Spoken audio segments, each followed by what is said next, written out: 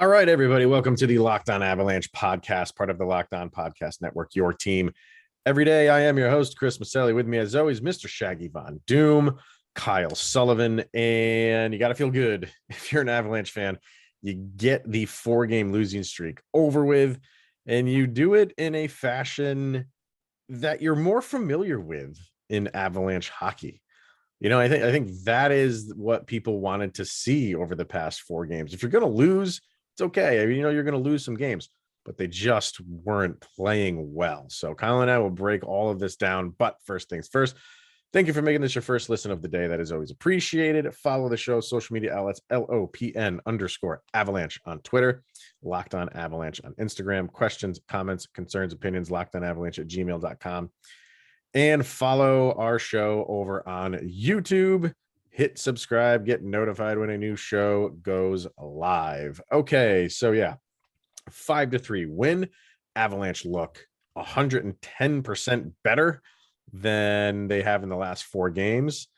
Maybe some players coming back has something to do with that. I don't know. But yeah, I mean, they win at 5-3. St. Louis made it interesting. Good on them. They're not going to quit. They've been on a good run. They're not just going to roll over and die. But the Avs pulled it out with an empty netter, and Nazem Kadri empty netter, and that was it, 5-3. But from opening puck drop, you had to feel good about watching the product on the ice, at least against St. Louis. Yeah, it was. I think it was Jordan that mentioned like maybe the home ice will affect the Avalanche, and this is something they need, which also puts more bearing on why the President's Trophy matters. That home ice is, that sure would come in handy when it comes to the playoffs. But I think it was seeing Tays come back, being back at home, and the roster construction. There was no Myers, no Jack Johnson. You saw EJ. You saw it was a good roster to be put on the ice, and Tays automatically made a difference being back. And even though it's an empty netter, it's nice to see Nas get back on the board. Seeing the scoring the way you did, like Nate with an assist, this is what you want out of the Avalanche. And if you look at the stats of the night, both teams were pretty much even. And the Avalanche are that team on paper that if you come out and try and match the Avalanche, they'll beat you. And I think what we saw in that losing streak is the Avalanche playing down, but when the Avalanche match or play above where they're supposed to be, like St. Louis is a hot team. If they do what they're supposed to do, this is what the outcome should be. Yeah, I think it was just all trending towards, all right, well, you're not going to lose all of these games to end the season. You didn't think that was going to happen. And it was, you had 4 games in a row that you lost. You didn't play well. This team is better than that. Obviously, you're going back home. It's a division rival. You had all the reasons in the world to play your best game, or maybe not even your best game, like how you're capable of playing. Phrase it that way. And the Avs did. You know what I mean? And you mentioned Nathan MacKinnon with the assist, but he was everywhere. You know what I mean? Mm-hmm. He was facilitating, and he got a shot. How many shots on goal did he have? Let me see that quick. Only 2 shots on goal. That's surprising. But he was doing his thing. He was making his moves. He was deking people out. He was making people miss. But you could tell he was looking to pass last. Mm-hmm. He did have a couple shots that went awry, but the very end of the game, the last face-off, it was him and Ryan O'Reilly. And Ryan O'Reilly is one of the best face-off guys in the league, and Nathan MacKinnon struggles there. And I'm thinking, why are you doing that? This is when they were only up 1. It was 4-3, less than a minute to go. It's in St. Louis's zone. And I'm thinking, put Nazem Kadri in there, something like that. Or even throw Nico Sturm in there if you want to. But I mean, are you really going to go against, your superstar in that moment? And he did. And it wasn't a clean win for either of them, but it was just enough to send it in the Avs direction. to, I think it was And Comfer who passed it off to Kadri, and that was it. and you wonder after that Winnipeg game, Jared Bednar didn't pull any punches when it came to the press conference saying, my message is not being translated when Yeah. it comes to the locker room. And he was basically washing his hands of, hey, I'm trying to direct this team where they are right now. They're kind of in their head and they're not taking it and listening to it. And what you saw tonight, this team was taking it and listening to it. Like you mentioned how Nathan MacKinnon was doing his deeps. He was setting up. In those first two periods, Sam Girard looked great. He did. He was. He did. Was. I mentioned that a couple times in that Twitter space. Like that looks like old Sam Girard. He was setting stuff up and he was quick. Yeah, he had. I mean, he had a couple shots on net, which I like to see because I just want to see him at least be somewhat active. Because if he's not even going to take shots, it's like one of those things. Like you don't even guard the guy because you know he's not going to take a 3-pointer. Yeah, he's just a liability in that aspect because guys can go guard somebody else. You know what I mean? Yeah. Or just cheat a little bit and kind of drop into the zone a little bit. But he did, and he was playing. I was watching him, make simple passes. He was just dumbing it down to the simplest of terms for him.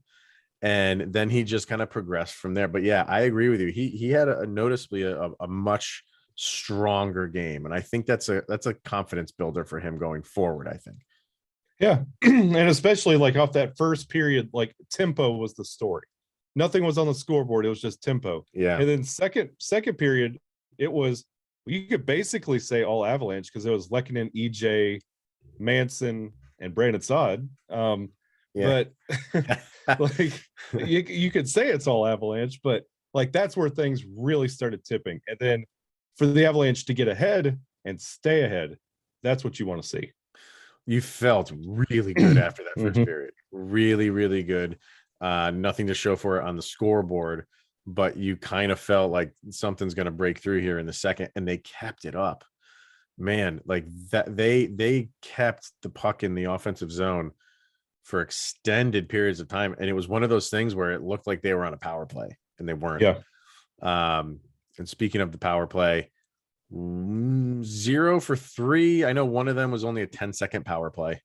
Yeah.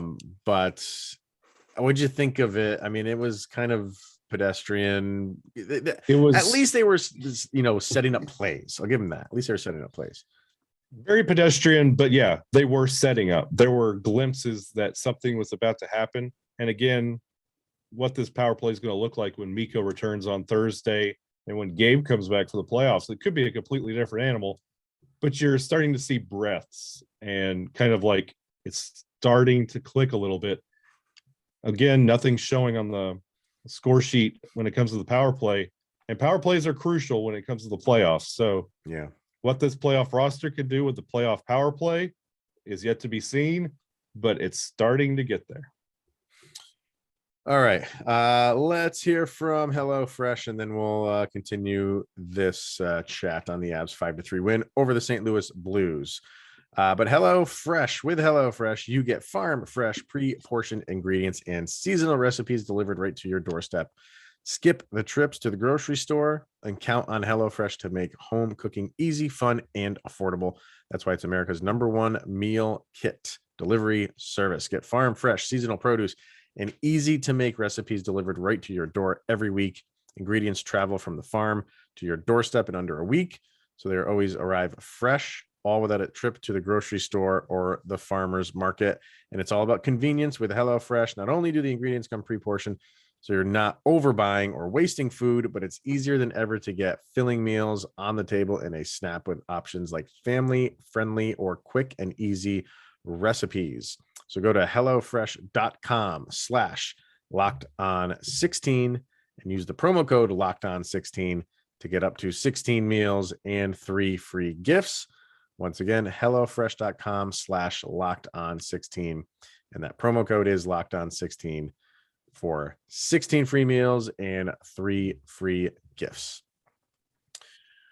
Okay. Let me get my stats up here. You had, like you were saying earlier, like pretty much everything across the board is even here. Shots on goal, 32-34 in favor of the Avs. Faceoffs 48%, 52% in favor of the Avs. Power plays 0 for 3 / 0 for 2 for the Avs. 1 for 4 for St. Louis. Hits 25 to 29 in favor of the Avalanche. Blocks 19 each. Like, and that's weird to see that because the Avs were dominating this game for most of it. And you mentioned like the shots are 34-32, and that's with St. Louis having 5 shots in total in that second period. Did they really? I mean, yeah. Wow. So yeah, they really ramped it up in the third with well, they had 16, 11 each in the first. As were consistent. They went 11, 12, and 11. And St. Louis went 11, 5, and 16. But that's going to happen when you're down that much. You're going to engage a defenseman, and you're going to get a lot more shots. And St. Louis, when they started to score, like that shows you like what this team can do. Like they looked dangerous. They got the confidence back. The Avs were back on their heels a little bit. And that's kind of been you see that every once in a while from the Avalanche. Like they're up 4-1, or they're up 3-0. We'll start with the 3-0. And then they give up the one to Brandon Saad on the power play. And the Avs have a tendency to do that, to kind of like, I don't want to use the term like sulk a little bit, and people jump on that, but they do. They're, you have a comfortable 3-0 lead, and you give up that one goal, and things seem to turn on them quickly. Mhm. And that's happened a handful of times this year. But what happened, nothing else happened for the second. And then in the third, the Lehkonen goal, I missed it. I was going to the bathroom. I was eliminating my bladder so I could sit in for the rest of the third period. And that's how quickly he scored. Yeah. And I missed it. So, but you felt good. Okay, fine. Yeah. Now we're 4-1, but the Avs had the tendency to let these teams come back in. And what you see a lot with these goals, they're not bad shots on Kemper where you're like, Kemper could have had that if he did this, Like, it's one of those, like the one off Ryan O'Reilly's knee. Like, come on. All you have to do is you got to like Nas had to get physical, push his guy out of the slot, get him out of no man's land. And that there's no goal to be talked about. All those goals on Kemper, like, were just bad puck luck. So it's one of those that it's not a bad goalie night. It's it's on you. And if you feel like you could correct the problem, it gets corrected. And the way they stood, like, even though they let up one late, they didn't let up another. They didn't give up the lead, and they maintained and scored the empty netter. Yeah. That's what you want to see out of this Avalanche team. This is what they used to do. And that they didn't give up when things got tough and things got close. That's what you want to see, especially like that Ryan O'Reilly. I think that was the Ryan O'Reilly goal. Just that blind pass that caught Kemper where he was looking the other way. Was it the second O'Reilly one? The second O'Reilly? The second one, yes. Yeah. It was Buchnevich. Yeah. Pass backwards. Didn't even look, didn't even know he was there. And Ryan O'Reilly just happened to put it in. He was right there. It's one of those, if you're on your man, if your forwards aren't having to cover in the defensive positions, you don't have to worry about that goal. It's just like that's getting cleaned up as well. We've been talking about how bad the defense looked.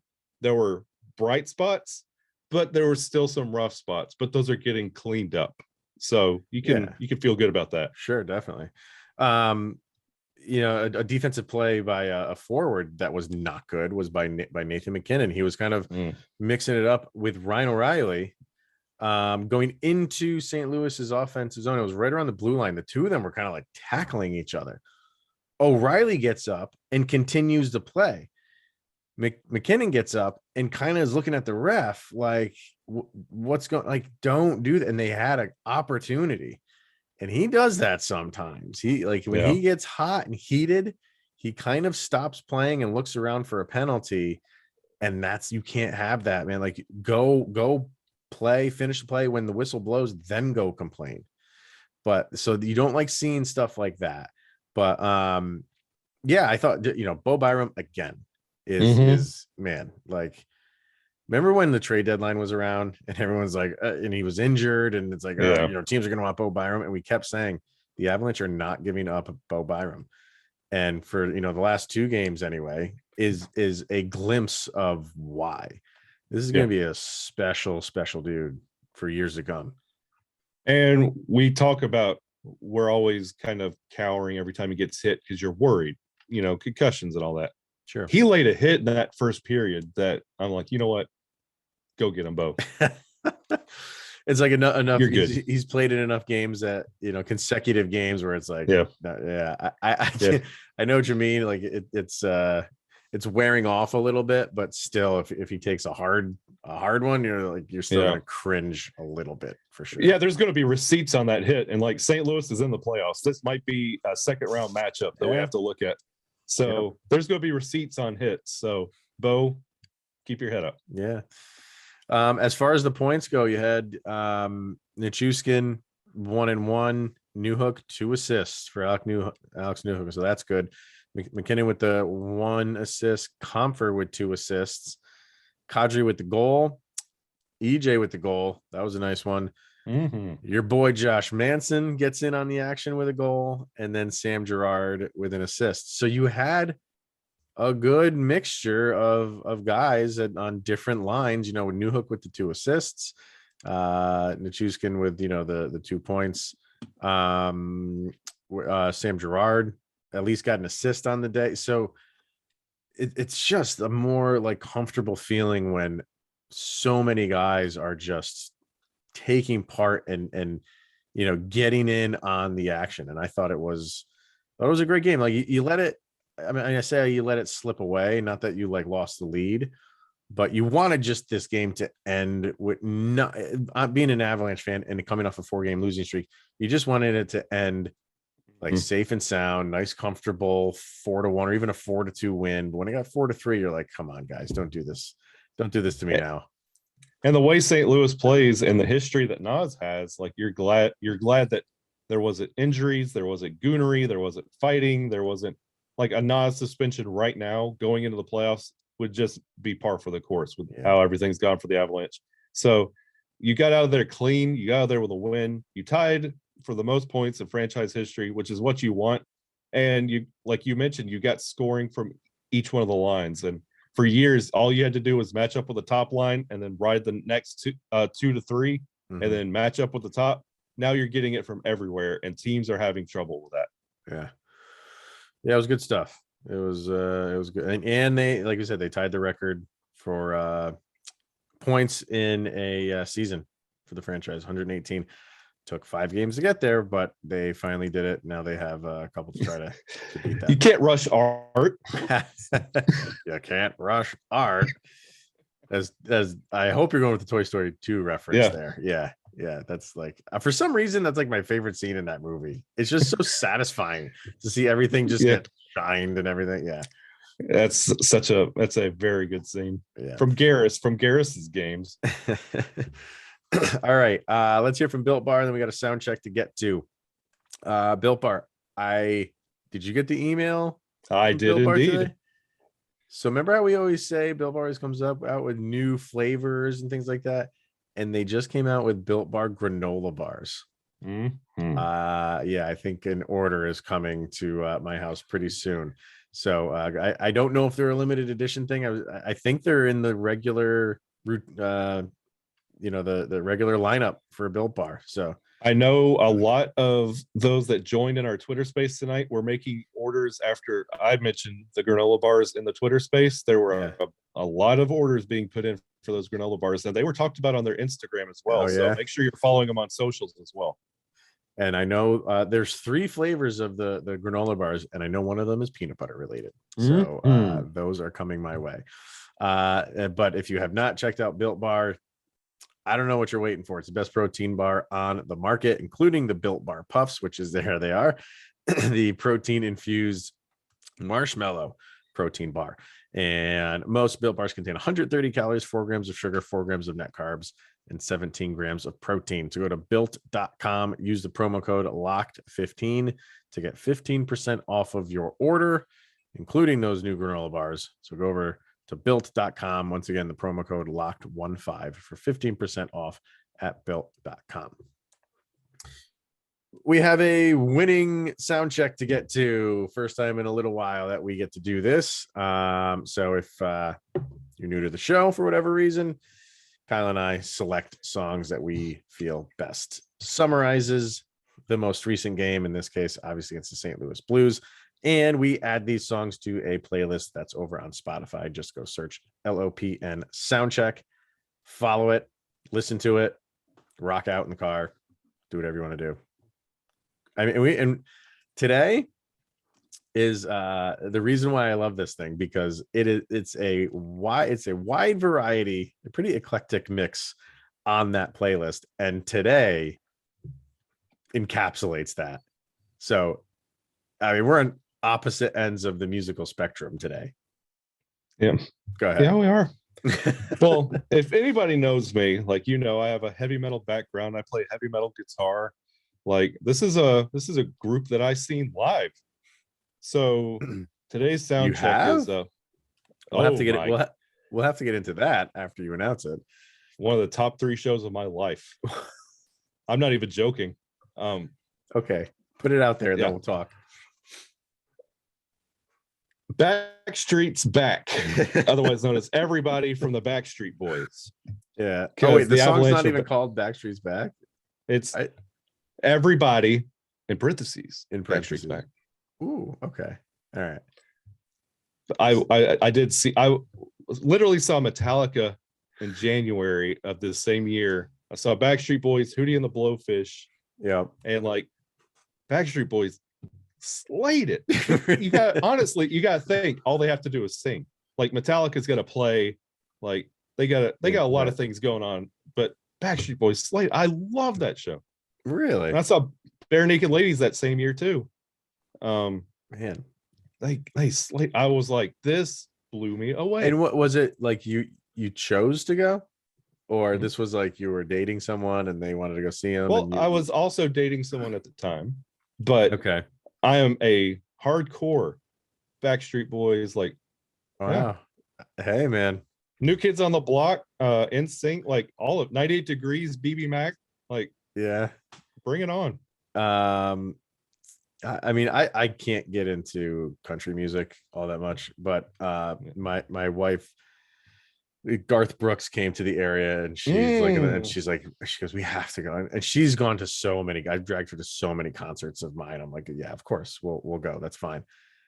Dude puts on a show, man. Yeah, he does. Dude is an entertainer. I will tell. I mean, I wasn't going to listen to his songs afterwards, but sitting there for a few hours, like, wow, he knows what he's doing.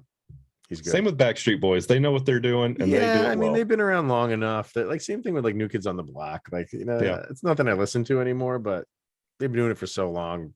They know how to entertain, and that's really what it's all about. So like I said, the complete opposite end of the spectrum for me, one of the greatest bands of all time, one of my favorite bands, no longer together, but some of them are still alive, and that is Pink Floyd. And one of the greatest albums ever made, obviously. Well, you could pick from them, they have so many, but Dark Side of the Moon is kind of like the one that was on the charts for like 500 and something weeks in a row. It's crazy. And they have a song called Breathe on that album, and that's exactly what I think Avalanche fans are doing right now. It's just the very first line in the song is breathe in the air, and it's just calm down, everything's okay. You had a little funk. It wasn't where you wanted it to be in terms of where it was in the season, but now I'm just so happy. Like, they just snapped out of it, and it wasn't a dogfight to try to get those 2 points. They were in charge. And that's Avalanche hockey, and that's what we've seen this entire year. So I think a lot of Avalanche fans can just relax and breathe in the air. Pink Floyd, can't beat Pink Floyd. Love it. So where do we go from here? Avalanche are home, right, against Nashville. Yes, I think so. Yes, I think, because the last game is in Minnesota. Yes. So we'll talk about that tomorrow. But kind of looking at the playoff picture right now, that Vegas game was going on the same time, Vegas, Dallas. And we talked about that when we did the schedules for the teams that were kind of in the mix. We were circling Tuesday, that Vegas and Dallas game, and that lived up to the bill. If I don't know, I mean, it was on the same time as the Avalanche game, so I'm sure a lot of people maybe they turned over during the intermission. But I think, was it the second intermission when the Yes. shootout was going on? Fantastic overtime, by the way, and then which they usually are. And then the shootout, a 7-round shootout, nobody scored in any round except for the final 7th round where Dallas was going first. So they scored the first one. So they had to shut them down to end the game, and they did. Because it went into overtime, it does not completely eliminate Vegas, but it is going to be a challenge. They have to win both. They have 2 games left. They have to win both, and Dallas has 2 games left, and they have to lose both. Vegas, I think, is playing Chicago twice in a back-to-back. Dallas has Arizona and Anaheim. So I think the writing is on the wall for Vegas to be eliminated, which I think there's 31 fan bases that are just fine with that. But as far as who the Avalanche would play, I think that is still up in the air right now. I don't think that's good. It's probably Dallas or Nashville. It would be, because if Vegas is out, then the Kings clinched, by the way, because Dallas lost. The Kings clinched and they're in. You would honestly, from what you saw last night, with how Ottinger really put that game on his back and beat Vegas, and UC Saros leaving the Calgary-Nashville game, I'm almost siding with you now that I'd rather see Nashville, especially if this is a team without Saros. I'd much rather play Nashville. What was because I didn't watch any of the game. I saw like the highlights. Looked like a really fun game to watch. Did they say anything about him yet, his injury, or it's just they had to help him off down the tunnel? Really? And it looked like lower body, like a knee. So if he good. blew a tire, that's hard for a goalie to come back from. So all right. Yeah, Nashville and Dallas tied with 95 right now. So probably one of those two. We'll see. But we'll find out soon enough, man. I'm getting the itch, dude. I am getting that playoff itch. I can't, and especially a game like tonight where you just looked so good, and against a playoff team in St. Louis, it's right around the corner. It can't get here soon enough. So yeah, less than a week. Oh, can't wait. All right, so that will wrap it up for today. We'll be back tomorrow, kind of probably looking at that Nashville game. If we get anything on Saros, we'll obviously talk about that. We have to, because that's a big deal if it's going to be long term. So anything else happens, we'll talk about it tomorrow. Maybe we'll throw up a Instagram mailbag thing up on the story tomorrow. If you guys follow on Instagram, we usually get some good questions out of that, so we'll do that.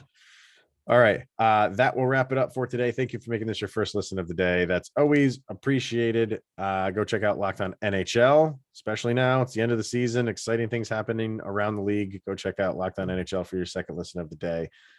And that'll wrap it up. He is Mr. Shaggy Von Doom, Kyle Sullivan, and I am Chris Maselli. This is the Locked On Avalanche podcast. We'll see you guys tomorrow.